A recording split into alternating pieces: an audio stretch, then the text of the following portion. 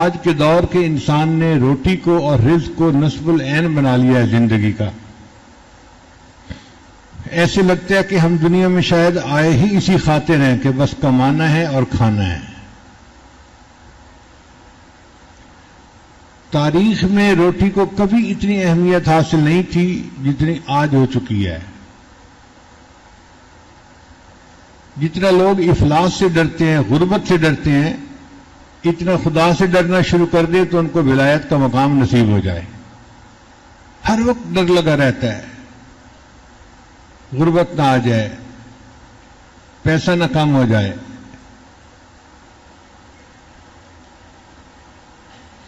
شریعت نے کسب حلال کو عبادت کہا ہے. نبی اسلام نے ارشاد فرمایا القاسب و حبیب اللہ، ہاتھ سے محنت مزدوری کر کے کمانے والا اللہ کا حبیب ہوتا ہے، اللہ کا دوست ہوتا ہے.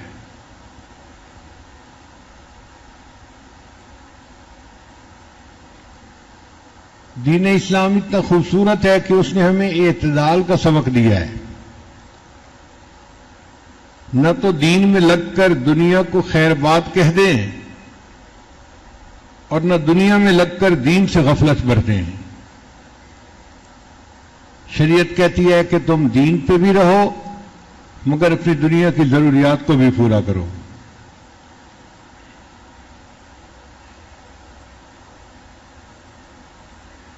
ایسا دور آ گیا ہے کہ آج جھوٹ سے حرام روزی کمانے والے باعزت ہیں اور سچ بول کر غربت کی زندگی گزارنے والے آج ذلت کی زندگی گزار رہے ہیں. یہ ہمارے پیٹ کا مسئلہ موت تک کا نہیں ہے، موت کے بعد تک کا بھی ہے. آخرت میں بھی ہمیں پیٹ کی ضرورت پڑے گی. اگر کوئی بندہ جہنم میں چلا گیا تو وہاں اس کا حال بہت برا ہوگا. حدیث پاک میں آتا ہے کہ ایک جہنمی فرشتے کو کہے گا کہ مجھے بہت بھوک لگی ہے، تو وہ فرشتہ اسے کھانے کے لیے زقوم کا پودا لا کے دے گا. تھوہر کا پودا، کانٹے بھی ہوتے ہیں، کڑوا بھی ہوتا ہے، اور اس کو بھوک اتنی ہوگی کہ یہ اسے کھانا شروع کر دے گا اور وہ کانٹے اس کے گلے میں چبھ جائیں گے اور گلا چوک ہو جائے گا. نہ نگلتے بنے گی نہ اگلتے بنے گی. تو پھر وہ فرشتے کو کہے گا کہ مجھے کچھ پینے کو لا کے دو. تو اس کو پینے کے لیے وہاں پہ کوئی روح افزا اور جام شیری نہیں دیا جائے گا، بلکہ فرشتہ پیالے میں جہنمیوں کے خون اور پیپ جو ملی ہوئی ہوگی اس کو گرم کر کے لے کے آئے گا. اور اس کو اتنی پیاس ہوگی کہ یہ اس کو پیے گا، مگر اس کے پینے سے اس کی پیاس نہیں بجھے گی، بلکہ پیٹ کی انتڑیاں کٹ کے پخانے کے راستے باہر نکل جائیں گی اور پھر ٹھیک ہو جائے گا، صحت مند ہو جائے گا جیسے پہلے تھا. پھر بھوک لگے گی، پھر تھوہر کھائے گا، پھر پانی پیے گا، پھر انتڑیاں کٹیں گی، پھر صحت مند ہو جائے گا، اور یہ سائیکل چلتا رہے گا. اللہ اکبر کبیرہ. اور جو لوگ جنت میں جائیں گے وہاں اللہ ان کو کھانے کے لیے جنت کے پھل عطا کریں گے. وَلَكُمْ فِيهَا مَا تَشْتَهِي أَنفُسُكُمْ وَلَكُمْ فِيهَا مَا تَدَّعُونَ. جو ان کا دل چاہے گا اللہ ان کی خواہش کے مطابق بنی چیز انہیں عطا کریں گے. اب پیٹ تو بھرا جنتی نے بھی اور پیٹ بھرا جہنمی نے بھی، فرق کا اندازہ خود لگا لیجئے کہ جہنمی کتنی ذلت میں ہوگا اور کتنی پریشانی میں ہوگا.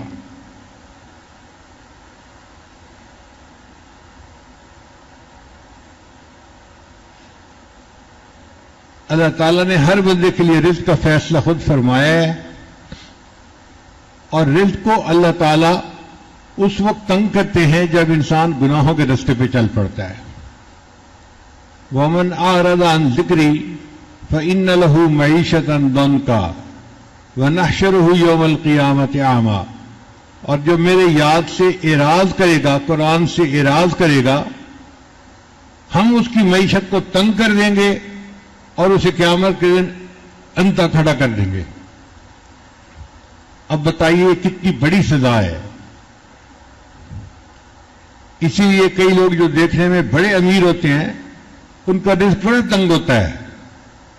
وہ جی 5 کنٹینر وہاں پھنس گئے، 2 کنٹینر یہاں پھنس گئے، کسٹم والوں نے یہ روک دیا، ٹیکس والوں نے یہ کر دیا، اور میں تو بہت پریشان ہوں۔ کاغذوں میں دیکھو تو کروڑوں پتی بندہ ہے، درجنوں ملوں کا مالک ہے، مگر خرچ کرنے کے لیے پیسہ نہیں۔ قرضے والے مطالبہ کرتے ہیں اور پریشان ہو کے دفتر سے گھر واپس آ جاتا ہے۔ پیسہ ہونے کے باوجود اللہ معیشت کو تنگ کر دیتے ہیں۔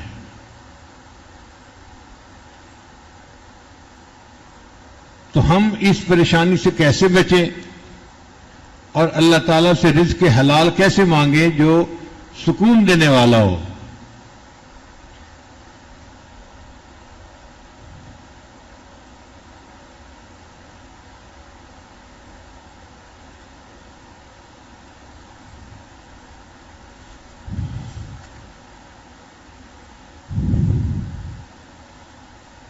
علماء نے رزق کے 16 دروازے بیان کیے ہیں۔ 16 دروازے ہیں جو کھلتے ہیں تو ہر دروازے سے رزق بندے کو ملتا ہے۔ آج کی مجلس میں انہی 16 دروازوں کے بارے میں بات کرنی ہے۔ آپ ان کو رزق کی کنجیاں سمجھ لیں کہ 16 دروازے پہ تالے لگے ہوئے ہیں اور 16 کنجیاں ہیں۔ آپ ہر کنجی سے ایک دروازہ کھولتے جائیں، دروازے کھلتے جائیں گے۔ پہلی بات، نماز کا اہتمام کرنا۔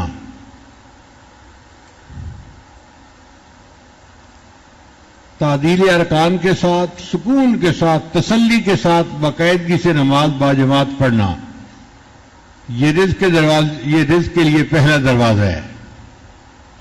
گھر کی عورتیں بھی پڑھیں، مرد بھی پڑھیں۔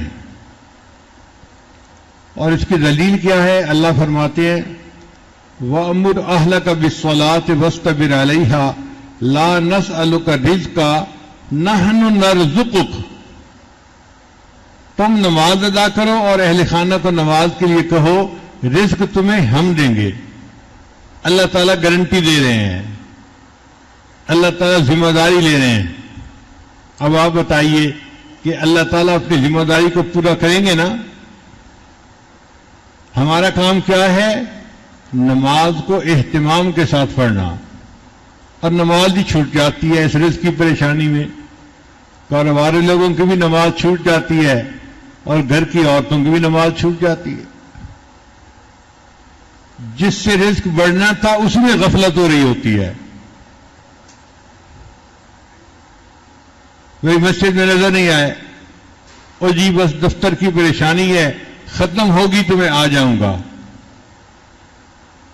ہم انتظار میں ہوتے ہیں کہ پہلے پریشانی ختم ہو پھر ہم نماز پڑھنے آئیں گے، اور اللہ چاہتے ہیں کہ یہ نماز پڑھنے آئے اور اس کی پریشانی کو میں ختم کر لوں۔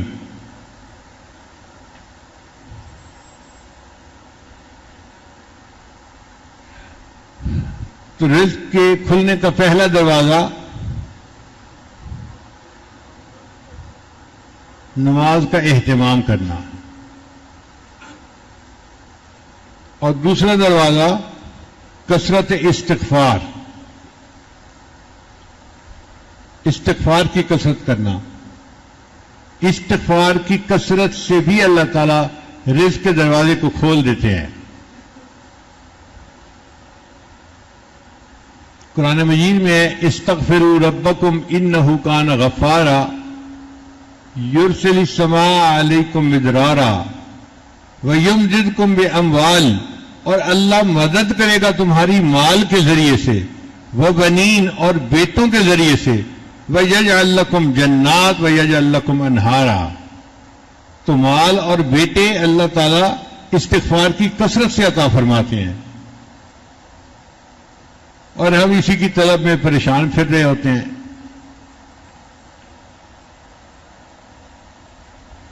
امام قرطبی رحمۃ اللہ نے لکھا ہے کہ گناہوں کی معافی مانگنے سے بارش ملتی ہے، اور انسان کا رزق وسیع ہوتا ہے. پھر حدیث مبارک ہے من اکثر من الاستغفار جعل اللہ له من کل ہم فرجا ومن کل ضیق مخرجا ورزقه من حیث لا يحتسب. جو بندہ کثرت سے استغفار کرتا ہے اللہ اس کے لیے پریشانی سے نکلنے کا راستہ نکال دیتے ہیں اور اس کے غموں کو دور کر دیتے ہیں اور ایسی طرف سے رزق دیتے ہیں جہاں سے اس کو خیال ہی نہیں ہوتا کہ مجھے یہاں سے بھی رزق مل جائے گا. اللہ وہاں سے بھی رزق عطا فرما دیتے ہیں. تو ایک دروازہ تھا نماز کا اہتمام کرنا اور دوسرا دروازہ تھا استغفار کی کثرت کرنا. تیسرا دروازہ انفاق فی سبیل اللہ، اللہ کے راستے میں خرچ کرنا.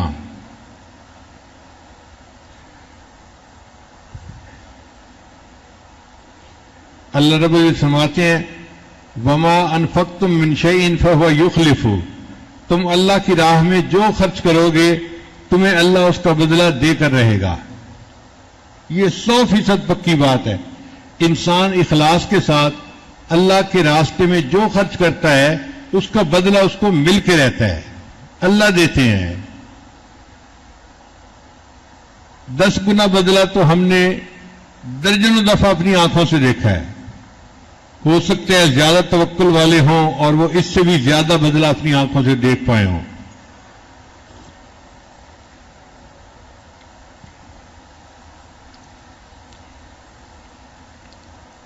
ہم نے نیو یارک میں ایک جگہ مسجد بنانی تھی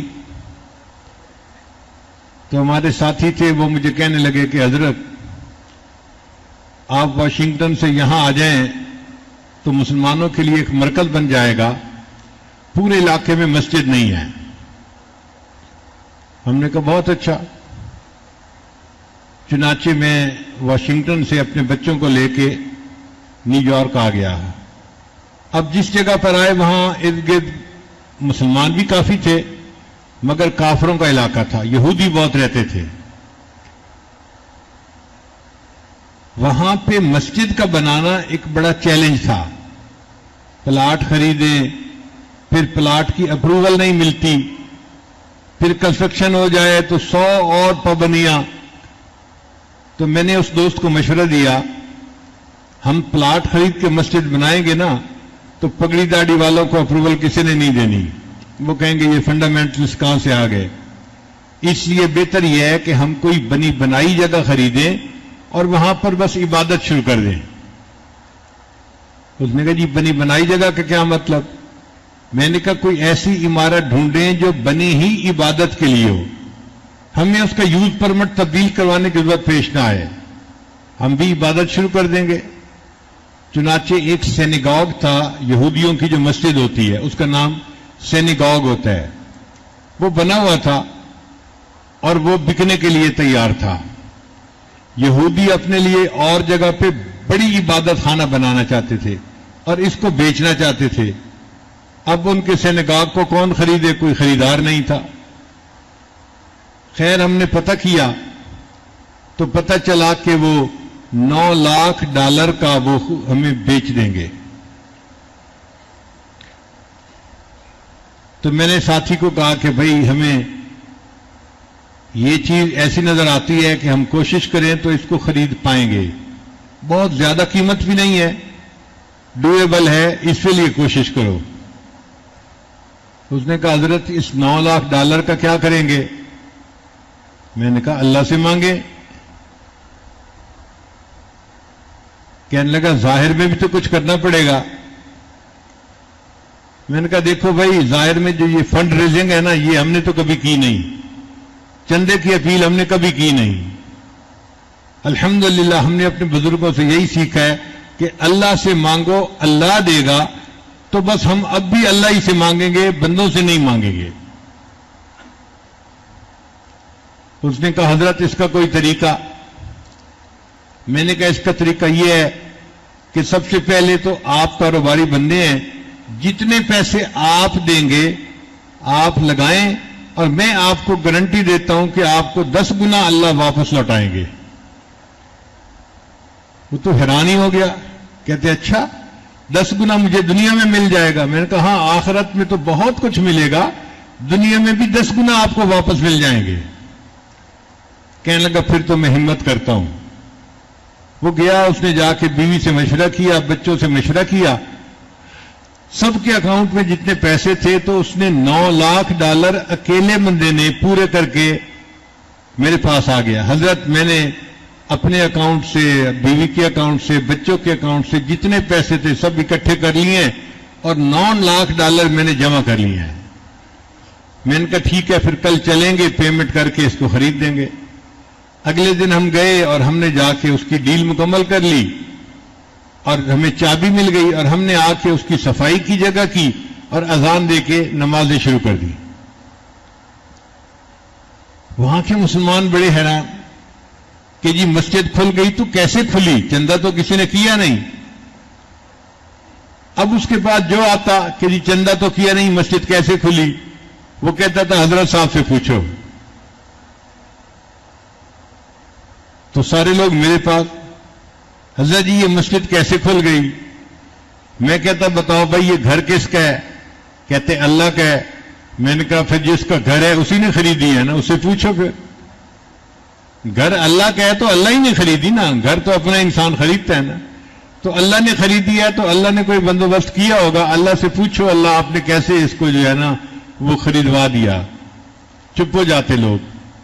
ہم نے بالکل کسی کو نہیں بتایا کہ کس نے خریدی, کیسے خریدی, بس نماز شروع کر دی, جمعہ شروع کر دیا. اب وہ بندہ جس نے $9 لاکھ خرچ کیے تھے نا میرے پاس آیا, مجھے کہتا ہے حضرت میں نے تو پوری زندگی میں جو کمایا تھا آپ کے اعتماد پر میں نے سب کچھ لگا دیا, اب میرا کیا بنے گا. میں نے کہا آپ کو 10 گنا ملے گا, آپ نے تو نفع کا سودا کیا. حضرت آپ گارنٹی دیتے ہیں. میں نے کہا بھئی تحریر لکھو, میں ہاتھ اور پاؤں دونوں کے انگوٹھے لگا دوں گا. تو وہ مسکرا پڑا کہ اچھا آپ کو اتنا یقین ہے کہ مجھے ملے گا. میں نے کہا ہاں ملے گا. پھر اس کو میں نے مشورہ دیا کہ دیکھیں آپ کے 2 مکان ہیں, ایک میں آپ رہتے ہیں اور دوسرا آپ نے کرائے پہ دیا ہوا ہے. کہنے لگا ہاں. میں نے کہا وہ جو کرائے پہ دیا ہوا ہے نا اس کو آپ بیچ دیں اور جو $5-6 لاکھ آپ کو ملے گا اس سے آپ کوئی اور مکان خریدیں اور پراپرٹی کا کام شروع کر دیں. اللہ کی شان دیکھیں جی کہ اس بندے نے پراپرٹی کا کام شروع کر دیا. ایک مکان میں اللہ نے پروفٹ دیا, پھر دوسرے میں دیا, پھر تیسرے میں دیا. 3 سال گزرنے کے بعد ایک دن فجر کی نماز کے لیے آیا, مجھے کہنے لگا حضرت آپ کی ذمہ داری پوری ہو گئی. میں نے پوچھا میری ذمہ داری کیسے پوری ہو گئی. کہنے لگا حضرت اس وقت میں $9 ملین کی پراپرٹی کا مالک ہوں, اللہ نے مجھے 10 گنا واپس پیسے لوٹا دیے ہیں. میں نے کہا الحمدللہ, میں نے صرف آپ سے نہیں اپنی زندگی میں درجنوں بندوں کو یہ بات سمجھائی اور انہوں نے اللہ سے سودا کیا اور اللہ نے ان کو 10 گنا کم از کم واپس دیا. اس سے زیادہ بھی مل سکتا ہے لیکن چونکہ ہمارا یقین کمزور ہے ہم صرف 10 گنا تک ہی رہتے ہیں. اگر کوئی زیادہ یقین والا ہو تو وہ تو 70 گنا بھی لے سکتا ہے, 100 گنا بھی لے سکتا ہے واپس. بلکہ واللہ یضاعف لمن یشاء بغیر حساب, اللہ بغیر حساب اس کو واپس عطا فرما سکتا ہے. تو یقین کے ساتھ اللہ کے راستے میں خرچ کریں کہ یہ میرے پاس واپس آنا ہی آنا ہے. اتنا بڑا مجمع سامنے ہے, آپ حضرات اپنے دلوں میں جھانک کے بتائیں کبھی آپ نے کوئی بندہ دیکھا جو مدارس اور مساجد پہ خرچ کرنے والا ہو اور بینکرپٹ ہو گیا ہو, اس کا کاروبار ٹھپ ہو گیا ہو مسجدوں پہ خرچ کرنے کی وجہ سے یا مدرسوں پہ خرچ کرنے کی وجہ سے. 1 سے 2 فیکٹریاں تو ہوتی ہیں, دکانیں بھی 1 سے 2 ہو جاتی ہیں, کبھی کام ٹھپ نہیں ہوا جو اللہ کے راستے میں خرچ کرتے ہیں. کیوں کہ اللہ نے قرآن میں فرما دیا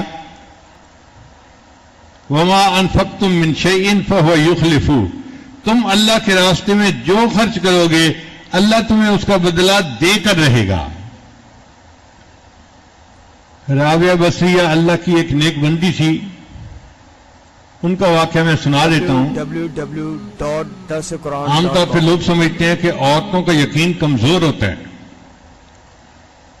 بیچاری جلدی گھبرا جاتی ہیں.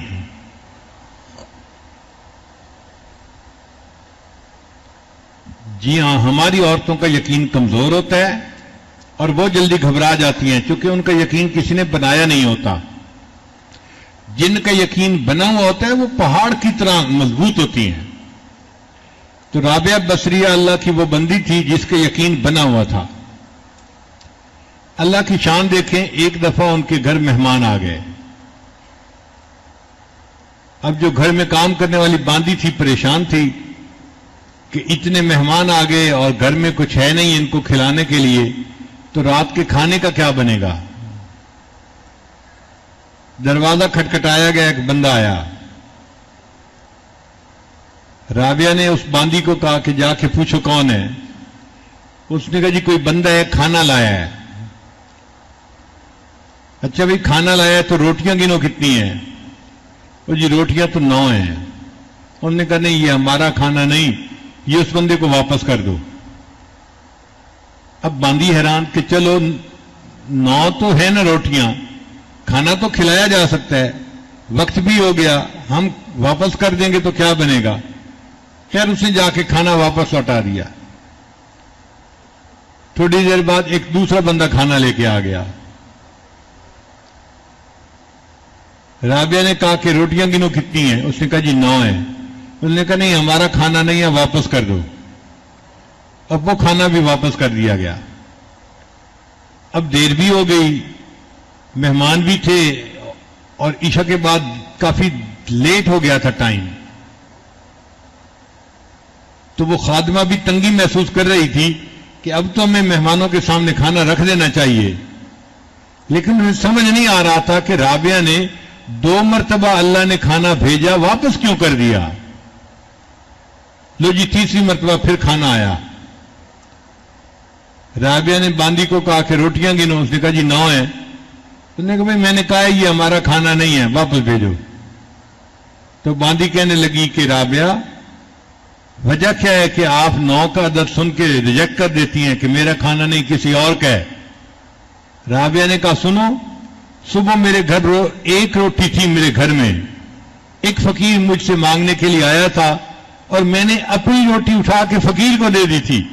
میں نے 1 روٹی دی تھی، اب اس کے بدلے اللہ نے مجھے 10 روٹیاں بھیجنی ہیں، 9 نہیں ہیں. 9 کیوں ہیں؟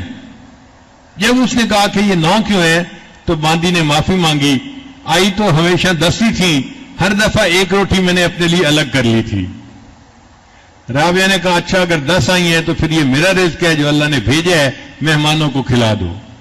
عورت ذات ہے اور اس کا اتنا یقین ہے کہ میں نے 1 روٹی اللہ کے راستے میں دی تھی، اب اس کے بدلے مجھے 10 ملنی ہے. تو 10 گنا اللہ دیتے ہیں جو اللہ کے راستے میں خرچ کرتا ہے. اور اللہ تعالیٰ ایسے بندے کے رزق میں کمی نہیں آنے دیتے جو اللہ کے راستے میں خرچ کر رہا ہوتا ہے. ہمارے قریب ایک گاؤں ہے، اس میں ایک عورت گزری، اس کو حاتم تائی کی بہن کہا کرتے تھے. وہ بڑی سخی عورت تھی، وہ اللہ کے راستے میں خوب خرچ کرتی تھی. اس کا خاوند بڑا ذمہ دار بھی تھا اور گاؤں کا نمبردار بھی تھا، اور وہ گاؤں بالکل سڑک کے کنارے تھا. اکثر لوگ وہاں بس سے اترتے اور پھر اندر جو ان کے گھر تھے ان گاؤں میں چلے جاتے تھے. اس نے دیکھا کہ سڑک پر لوگ بس کا انتظار کر رہے ہوتے ہیں، دھوپ میں کھڑے ہوتے ہیں، بارش میں کھڑے ہوتے ہیں، تو کیوں نہ ہو کہ میں یہاں پر کوئی سائے کی جگہ بنا دیتی ہوں تاکہ ان لوگوں کے لیے انتظار کرنا آسان. تو اس نے ایک کمرہ بنوا دیا، چھت ڈال دی اور مہمانوں کو وہاں بیٹھنے کی، لیٹنے کی سہولت مل گئی. اب مہمان جو آتے تو وہ وہاں ٹھہرتے، گھنٹہ 2 گھنٹہ جو انتظار تھا، پھر چلے جاتے. پھر اس کے ذہن میں خیال آیا ان لوگوں کو پانی پینے کا بندوبست بھی کرنا چاہیے، کچھ کھانا کھلانے کا بندوبست بھی کرنا چاہیے. تو اس نے ان کے لیے کھانے پینے کا بندوبست بھی شروع کروا دیا. اب آپ کو پتہ ہی ہے کہ ہم جیسے جو مفت خورے ہوتے ہیں نا، ان کو مفت میں روٹی مل جائے کہیں تو وہ پلاننگ ہی ایسے کرتے ہیں کہ یہاں سے جائیں گے اور فلاں جگہ رات گزاریں گے، کھانا کھائیں گے اور صبح پھر آگے جائیں گے. رش بڑھنا شروع ہو گیا. اب کھانا کھانے والے 200-300 تک پہنچ گئے. بات شروع ہوئی تھی 5-10 سے، اور اب انتظار گاہ میں 200-300 بندے ہوتے، مگر کھانا پکایا جاتا اور ان کو دیا جاتا. اب کچھ لوگ جو ہوتے ہیں نا، وہ بڑے خیر خواہ ہوتے ہیں، اللہ ہی ان سے نمٹے. ان بیچاروں کو ہضم نہیں ہوتا یہ سب کچھ. اب انہوں نے دیکھا کہ بھئی روزانہ اتنا پیسہ خرچ ہو رہا ہے، یہ عورت کھانا بنوا رہی ہے اور 200 بندوں کو کھانا کھلا رہی ہے. وہ اس کے خاوند کے پاس گئے، سناؤ بھائی، درخت سے کہیں پتے اتار کے لاتے ہو پیسے جو تمہارے پاس کمی نہیں ہے؟ انہوں نے کہا نہیں، میں زراعت سے کماتا ہوں. دیکھو تمہاری بیوی تو ایسے پیسہ لٹا رہی ہے، 200-300 بندوں کو ہر رات کھانا کھلاتی ہے، یہ تو تمہیں کنگال کر کے ہی رہے گی. کوئی دوسرا آ جاتا، وہ بھی اسی طرح کی بات، میاں کچھ جمع کر لو، سوچ سمجھ سے لگاؤ، برا وقت بھی بندے پہ آ جاتا ہے. اب ادھر سے کوئی مشورہ، ادھر سے کوئی مشورہ. وہ بندہ اتنا تنگ آ گیا کہ ایک دن اس نے فیصلہ کر لیا کہ اب میں یہ مہمان خانہ جو ہے ختم کر دوں گا. اس نے آرڈر دے دیا، آج کے بعد ہم کسی کو کھانا نہیں کھلائیں گے. جب اس عورت کو یہ خبر ملی تو وہ بڑی غمزدہ ہوئی، مگر اس نے اپنے خاوند سے کوئی جھگڑا نہیں کیا. جو عقل مند سمجھدار بیویاں ہوتی ہیں نا، وہ موقع پہ بات کرتی ہیں اور ایسے طریقے سے بات کرتی ہیں کہ معاملہ سلجھ جائے، معاملے کو الجھاتی نہیں ہے. چنانچہ وہ غمزدہ بیٹھی تھی، ڈپریس تھی. خاوند گھر آیا، اس نے پوچھا بیوی سے، کیا ہے آج بڑی مغموم لگ رہی ہو؟ انہوں نے کہا بس آج دل بہت غمزدہ ہے میرا، کہیں دل نہیں لگ رہا، بہت طبیعت بیزار ہے. اس نے کہا پھر اچھا ایسے کرو، میں جا رہا ہوں زمینوں پہ مربے میں، تو آپ میرے ساتھ چلو. زمینوں پہ جاؤ گی، وہاں پر سبزیاں دیکھو گی، پھل دیکھو گی، سبزہ دیکھو گی، اور چیزیں دیکھو گی نا، تو تمہیں طبیعت تمہاری فریش ہو جائے گی. اس نے کہا ٹھیک ہے. چنانچہ بیوی اپنے خاوند کے ساتھ زمینوں پہ چلی گئی. اب کچھ دیر تو وہ چلی پھری، پھر ایک جگہ جہاں پہ کنواں چل رہا تھا نا، وہاں آ کے وہ بیٹھ گئی اور کنویں کے اندر اس نے جھانکنا شروع کر دیا. آدھا گھنٹہ گزر گیا، یہ عورت بیٹھی کنویں کے اندر ہی دیکھتی جا رہی ہے. تو خاوند اپنا کام سمیٹ کے آیا. اس نے کہا اللہ کی بندی کیا کر رہی ہو، اتنی دیر سے ایک ہی جگہ بیٹھی ہو؟ اس نے کہا بس میں دیکھ رہی ہوں یہ خالی ڈول اندر جا رہے ہیں اور پانی سے بھر بھر کے واپس آ رہے ہیں، کوئی ڈول خالی نہیں آتا، جو خالی ڈول اندر جاتا ہے وہی بھر کے واپس آتا ہے. تو خاوند ہنس پڑا، کہنے لگا تم بڑی بیوقوف ہو، تمہیں پتہ نہیں ہے کہ کنواں کا پانی خشک نہیں ہوتا، یہ ساری عمر بھی کنواں چلتا رہے، خالی ڈول جاتے رہیں گے، بھر بھر کے آتے رہیں گے، اللہ کنویں کا پانی اسی طرح رکھے گا، زمین سے اور پانی آتا رہے گا. اس نے کہا اچھا کنویں کبھی خشک نہیں ہوتے؟ اس نے کہا نہیں خشک نہیں ہوتے. اس نے کہا پھر اللہ نے تمہارے گھر میں بھی ایک کنواں جاری کر دیا تھا، تمہیں کیوں ڈر لگا کہ وہ کنواں خشک ہو جائے گا اور اس کا پانی ختم ہو جائے گا؟ خاوند کو بات سمجھ آ گئی. اس نے فیصلہ کیا میں مہمان خانے کو چلاتا رہوں گا. وہ عورت جب تک زندہ رہی پوری زندگی 200-300 مہمانوں کا کھانا روزانہ کھلاتی رہی اور اللہ اس کے خاوند کو رزق دیتا رہا.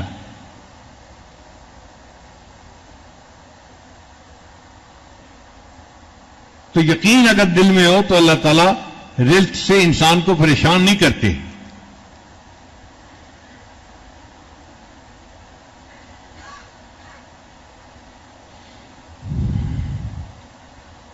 تو ہم نے 3 باتیں اب تک پڑھی. رزق فراخ ہونے کے 16 دروازے ہیں. ان میں پہلا دروازہ کون سا ہے؟ نماز کو اہتمام سے پڑھنا. اور دوسرا دروازہ استغفار کی کثرت کرنا، اور تیسرا دروازہ اللہ کے راستے میں خرچ کرنا۔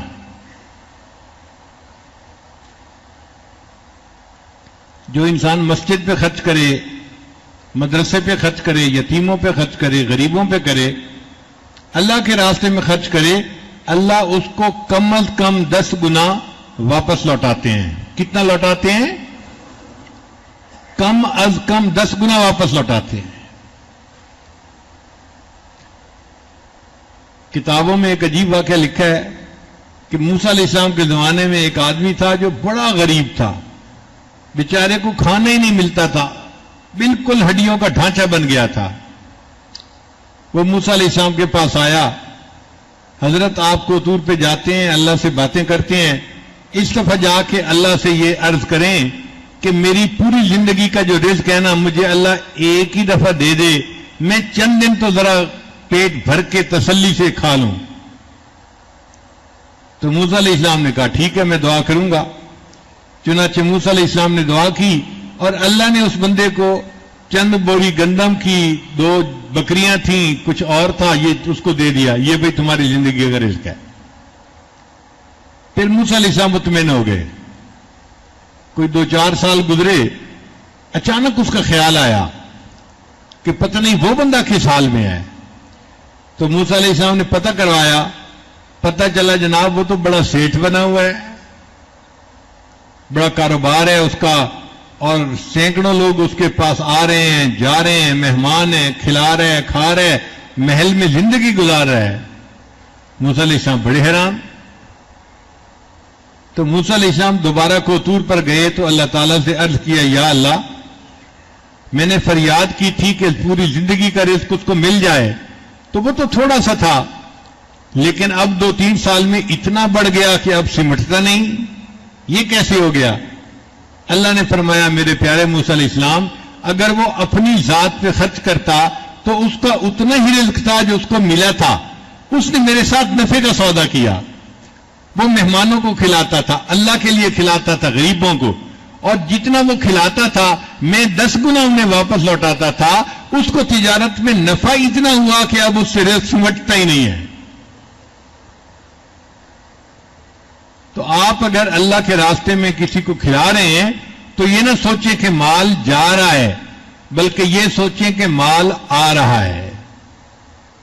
ایک جا رہا ہے اور اس کے بدلے 10 آ رہے ہیں۔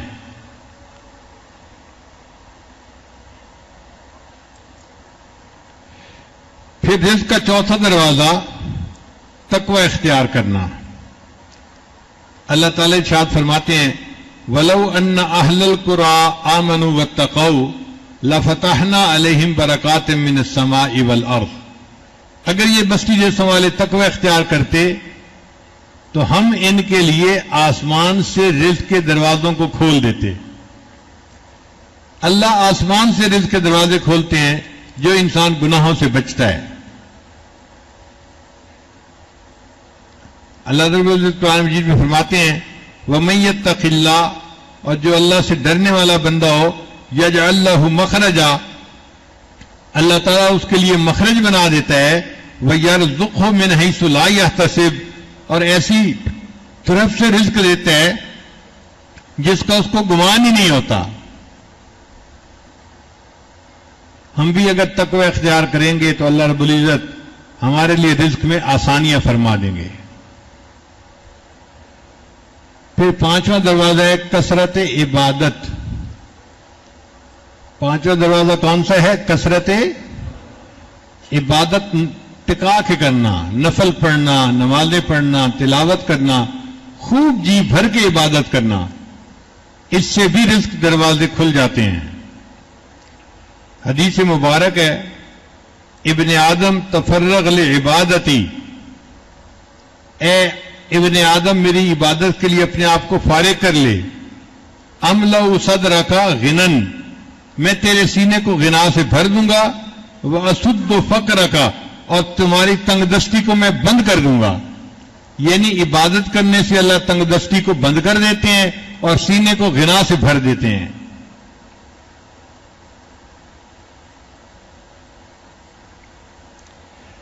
اور آگے حدیث پاک میں ہے اگر تو ایسا نہیں کرے گا تو میں تیرے ہاتھ کاموں میں الجھا دوں گا اور لوگوں کی طرف تیری محتاجی کو بھی ختم نہیں کروں گا.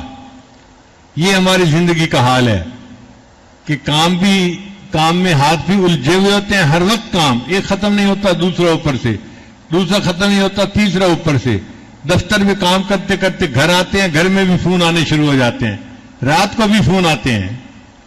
تو ہاتھ کام میں الجھے ہوئے ہوتے ہیں اور لوگوں کی طرف ہر وقت کی محتاجی ہوتی ہے. یہ ترمذی شریف کی روایت ہے. تو کثرت عبادت کا پانچواں طریقہ نہیں, رزق کی فراخی کا پانچواں طریقہ کثرت عبادت ہے, عبادت کی کثرت کرنا. اور آج ہماری عادت ہوتی ہے کہ باقی نماز تو چلو پڑھ لی, نفل چھوڑ دیتے ہیں. عشاء کی نماز 9 رکعت, 4 رکعت فرض, 2 رکعت سنت اور 3 رکعت وتر, چل 9 رکعت پڑھ کے فارغ ہو گئے. تو جب ہمارے اندر عبادت کا شوق اور ذوق ہی نہیں تو رزق میں فراخی کیسے ہوگی؟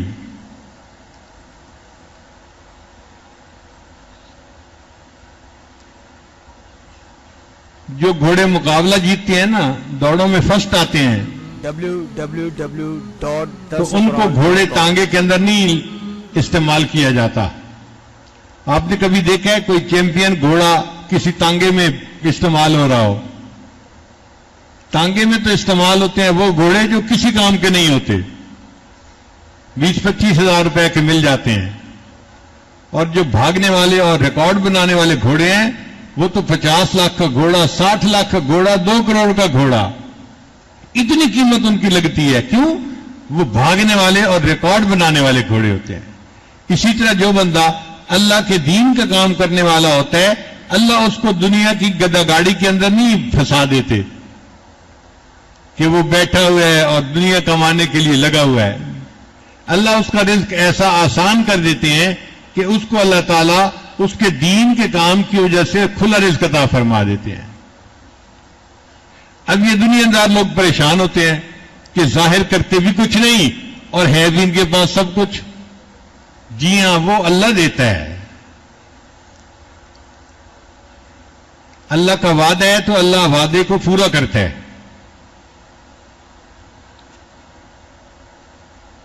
پھر چھٹا دروازہ جس سے کہ انسان کا رزق بڑھتا ہے, حج عمرے کی کثرت کرنا, ہر سال حج کرنا اور عمرہ بار بار کرنا.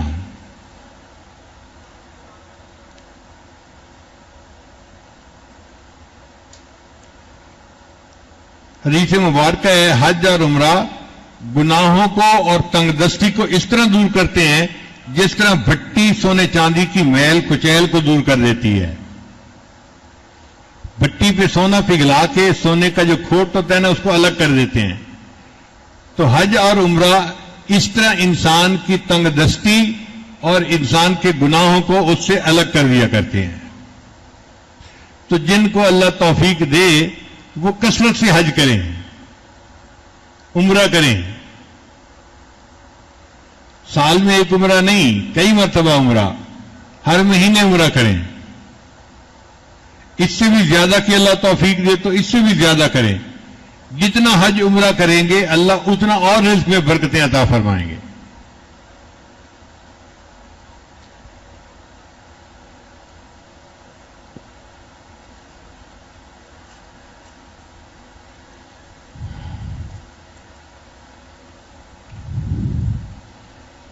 رزق کا 8واں دروازہ کمزوروں کے ساتھ حسن سلوک. کچھ لوگ ہوتے ہیں جو بیمار ہوتے ہیں یا رزق کے اعتبار سے کمزور غریب ہوتے ہیں, ان کے ساتھ حسن سلوک اللہ کو بہت پسند ہے. ان کا غم بانٹنا, ان کے کام آنا, ان کی مشکل میں مصیبت میں ان کو دینا, اس سے اللہ رزق کے دروازے کھول دیتے ہیں. چنانچہ حدیث پاک میں ہے کہ تمہیں اپنے کمزور اور ضعیف لوگوں کی وجہ سے اللہ تعالیٰ رزق عطا فرماتے ہیں. یعنی صحت مند لوگوں کو جو رزق مل رہا ہوتا ہے نا, یہ ان کا نہیں ہوتا حصہ, یہ ان کمزوروں کی وجہ سے ان کو بھی تنخواہ مل رہی ہوتی ہے. اور اللہ اتنا کریم ہے کہ جس کو نوکر رکھتا ہے اس کو 97.5% تنخواہ دیتا ہے. 100 روپیہ ہو تو 97.5% پہ تم تنخواہ رکھ لو اور 2.5% غریبوں تک پہنچا دو. آپ نے دنیا میں کوئی اتنا سیلری دینے والا دیکھا مالک کہ 100 روپے میں سے 97.5 تنخواہ میں دے دیے کہ تم میرے غریب بندوں کو یہ پیسے پہنچا رہے, تیری تنخواہ 97.5% ہے اور 2.5% تو نے ان کو پہنچانا ہے. حالانکہ ہونا یہ چاہیے تھا کہ 97.5% پہنچاؤ تو چلو 2.5% تمہیں بھی دے دیں گے. اللہ فرماتے ہیں نہیں, تم کیا جانو میں کتنا دینے والا ہوں, میں 97.5% تمہیں دوں گا, تنخواہ دوں گا, اس لیے کہ تم نے 2.5% غریبوں تک زکات پہنچانی ہے.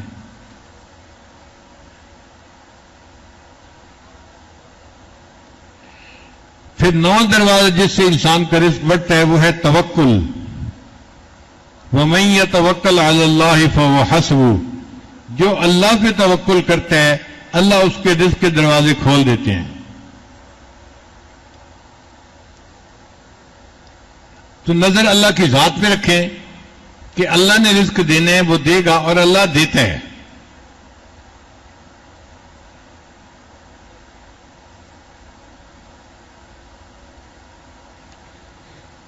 پلے رزق نہ بندے پکھو تے درویش,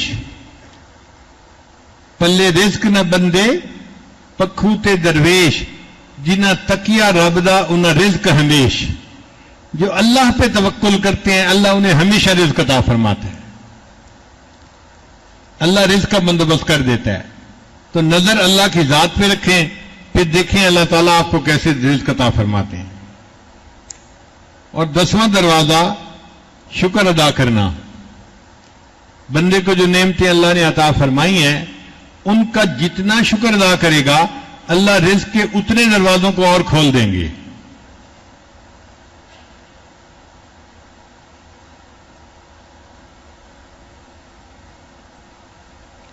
اللہ تعالیٰ فرماتے ہیں لَإِن شَكَرْتُمْ لَأَزِيدَنَّكُمْ, اگر تم شکر ادا کرو گے تو میں اپنی نعمتیں تمہیں اور زیادہ عطا فرماؤں گا.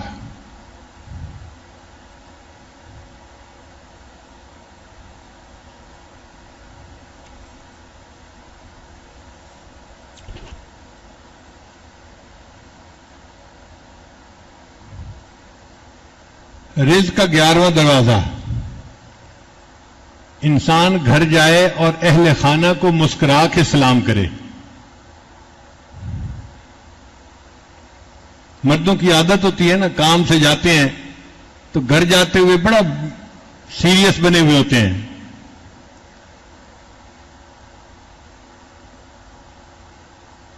حدیث پاک میں آتا ہے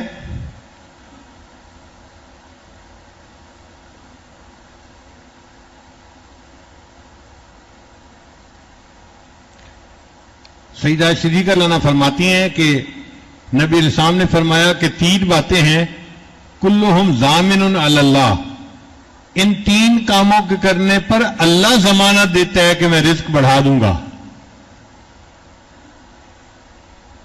ان میں سے ایک ہے رجل دخل بیتہ بسلام فہو ضامن علی اللہ, وہ بندہ جو اپنے گھر میں واپس داخل ہو اور اہل خانہ کو مسکرا کر سلام کرے اللہ ضمانت دیتے ہیں میں اس کے رزق کو فراخ کر دوں گا. آپ بتائیے کبھی ہمارا دھیان اس طرف گیا کہ یہ بھی رزق کا دروازہ ہو سکتا ہے؟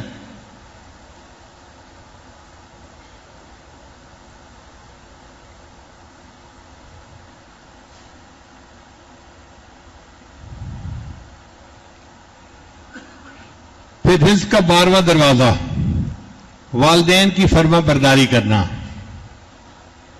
جو بندہ اپنے والدین کا فرما بردار ہوتا ہے اللہ تعالیٰ اس کو رزق کی تنگی میں نہیں آزماتے.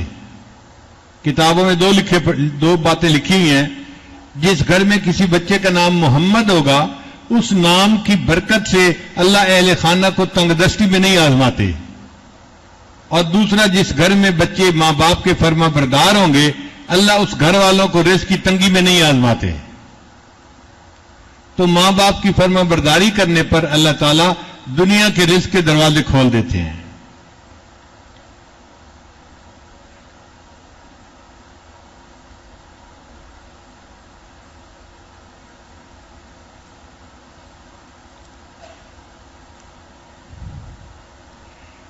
رزق کا 13واں دروازہ دوام طہارت، ہر وقت باوضو رہنا.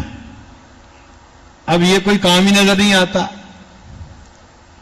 لیکن اس کا تعلق عادت کے ساتھ ہے. جیسے ہمیں بے وضو رہنے کی عادت ہے، اب ہم اس کو تبدیل کر کے باوضو رہنے کی عادت بنا لیں. ہر وقت باوضو، جب بیت الخلاء جانا ہو تو وضو کر کے نکلیں، پھر وضو ٹوٹے پھر وضو کر لیں.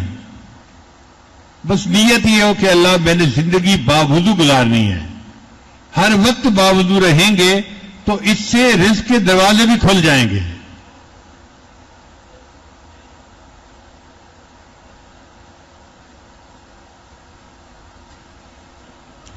نبی السلام نے فرمایا ایک صحابی کو، دم علی الطہارت، تم ہر وقت باوضو رہنا، یوسع علیک الرزق، اللہ تمہارے اوپر رزق کو وسیع کر دے گا.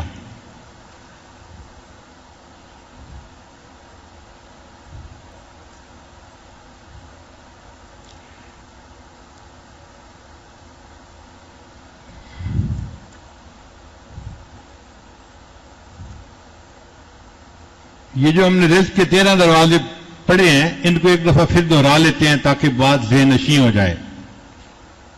رزق کا پہلا دروازہ نماز کا اہتمام کرنا. اگر کوئی لکھنے چاہتے ہیں تو آپ بے شک اس کو لکھ لیجئے، یہ بہت مستند باتیں ہیں. نماز کا اہتمام کرنا. دوسرا ہے استغفار کی کثرت کرنا.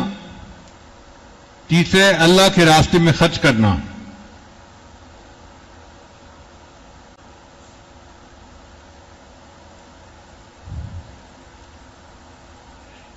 پھر چوتھا ہے تقوی اختیار کرنا.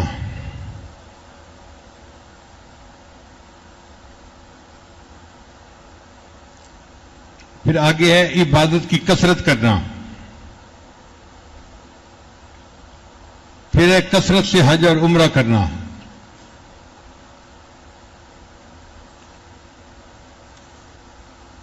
پھر 7واں ہے صلہ رحمی کرنا.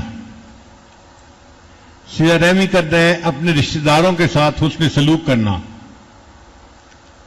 بھائی کے ساتھ، بہن کے ساتھ، چچا، ماموں، پھوپھو، یہ جو قریبی رشتہ دار ہوتے ہیں نا، ان کے ساتھ اچھا سلوک کرنا، اس سے بھی بندے کا رزق بڑھتا ہے. تو صلہ رحمی کرنا بھی رزق کا ایک دروازہ ہے.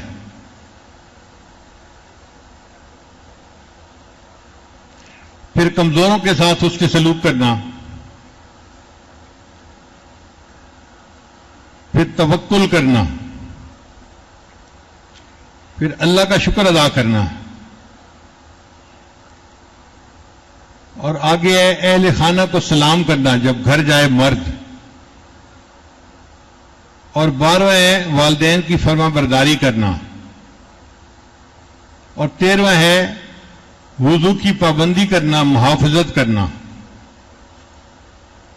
14واں نمبر ہے چاشت کی نماز پڑھنا. دن کے 10 بجے جو 4 نفل پڑھے جاتے ہیں اس کو چاشت کی نماز کہتے ہیں، صلاۃ الضحیٰ. جب سورج کی گرمی اتنی ہوتی ہے نا کہ پاؤں زمین پہ رکھیں تو پاؤں رکھے نہیں جاتے، اس کو صلاۃ الضحیٰ کہتے ہیں. عام طور پہ ہمارے دفتروں اور دکانوں میں جانے کا وہی ٹائم ہوتا ہے، 10-11 بجے کا. اور حدیث پاک میں آتا ہے کہ اس وقت جو نفل پڑے گا اللہ اس کے رزق کو فراغ کر دیں گے. تو بندہ خود بھی نفل پڑھ کے دفتر جائے اور اہل خانہ کو بھی سمجھائے کہ بھئی چاشت کی نماز پابندی سے پڑھنا، اللہ ہمارے رزق میں برکت دیں گے. عورتیں اگر چاشت کی نماز پابندی سے پڑھنا شروع کر دیں، اللہ رزق کی پریشانیوں کو ختم فرما دیتے ہیں.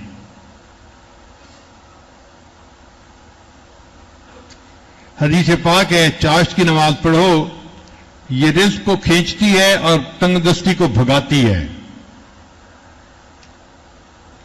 اور 15واں ہے سورہ واقعہ کا روزانہ پڑھنا. قرآن مجید میں ایک سورت ہے، اس کا نام ہے واقعہ. چھوٹی سی سورت ہے، زیادہ بڑی نہیں ہے. جو بندہ روزانہ اس کو باقاعدگی سے پڑھے اللہ اس کو رزق کی پریشانی سے نکال دیتے ہیں۔ عبداللہ ابن عباس عنہ بڑے عالم تھے، عثمان غنی عنہ کے پاس آئے ملنے کے لیے، تو عثمان غنی عنہ کو اللہ نے بہت مال و دولت دی تھی، غنی بنا دیا تھا۔ انہوں نے فرمایا عبداللہ میرا دل چاہتا ہے کہ تمہاری بیٹیاں ہی بیٹیاں ہیں، بیٹا نہیں ہے، تو میں تمہیں بہت ساری رقم دے دوں تاکہ تم اپنی بیٹیوں کے لیے خرچے کا بندوبست کر دو۔ تو عبداللہ ابن عباس نے جواب دیا عثمان غنی عنہ کو، امیر المومنین مجھے آپ کے تعاون کی ضرورت نہیں ہے۔ تو عثمان غنی عنہ بڑے حیران ہوئے، تعاون کی ضرورت نہیں ہے تو پھر کیسے گزارا ہوگا؟ انہوں نے آگے سے کہا کہ مجھے نبی علیہ الصلوۃ والسلام نے یہ بات بتائی تھی کہ اگر تم سورہ واقعہ کو روزانہ پڑھ لو گے اللہ تمہیں رزق کی تنگ دستی سے بچا لیں گے۔ میں نے اپنی ساری بیٹیوں کو سورہ واقعہ یاد کروا دی ہے اور انہیں تلقین کی ہے کہ وہ روزانہ اس کو پڑھیں، میری بیٹیوں پہ کبھی فاقہ نہیں آ سکتا۔ اتنا یقین تھا ان کو۔ اور 16واں نمبر ہے اللہ سے دعا کرنا۔ چنانچہ جو بندہ اللہ سے دعا کرتا ہے اللہ اس کے لیے رزق کے دروازے کھول دیتا ہے، اور آج کی رات دعا کی رات ہے، لہذا آپ اللہ سے جتنا مانگنا چاہتے ہیں آپ اللہ سے مانگیں، اللہ عطا فرمائیں گے۔ اللہ کے خزانے میں کوئی کمی نہیں ہے کہ جی بجٹ کم ہو گیا آپ دے نہیں سکتے، یہ تو دنیا کی حکومتوں کی باتیں ہوتی ہیں۔ اللہ تعالیٰ تو کائنات کے خزانوں کا مالک ہے، جو مانگیں گے اللہ عطا فرما دیں گے۔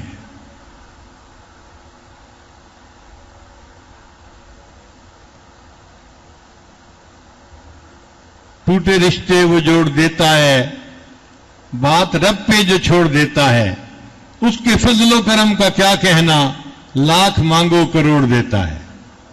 اللہ بہت دینے والی ذات ہے۔ حج کا واقعہ میں نے سنایا کہ عرفہ کا دن تھا، تو ایک بڑے میاں دعا مانگ رہے تھے، اللہ مجھے دے 5,000 کروڑ روپیہ دے دے، کوئی اس طرح کی فگر تھی، بار بار کہہ رہا تھا اللہ مجھے 5,000 کروڑ روپیہ دے دے، 5,000 کروڑ روپیہ دے دے۔ لاہور کا ایک لڑکا تھا حج کرنے آیا ہوا تھا، اس نے یہ دعا سنی تو وہ کہتا ہے بابا جی اتنا، کہتا ہے پتر پریشان نہ ہو، تیرے کو نہیں منگیا اللہ کو منگیا، تو کیوں پریشان ہو رہے ہیں؟ تو جب اللہ سے مانگنے ہیں تو پھر 1000 اور 100 کیا مانگنے، پھر اتنا مانگے کہ اللہ سب پریشانیاں دور کر دیں اور انسان کی ضروریات پوری ہو جائیں، غیر کی محتاجی نہ رہے۔ تو یہ 16 دروازے ہیں جن سے انسان کو اللہ تعالیٰ رزق عطا فرما دیتے ہیں۔